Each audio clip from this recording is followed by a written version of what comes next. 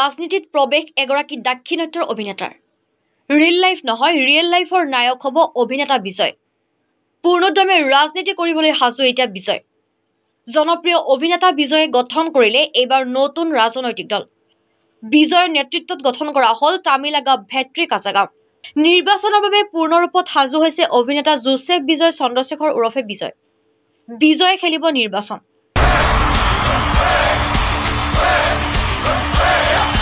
তামিলাগা ভেট্ৰি কাজাগাম চমুকৈ টিভিকে গঠন কৰিলে বিজয়ে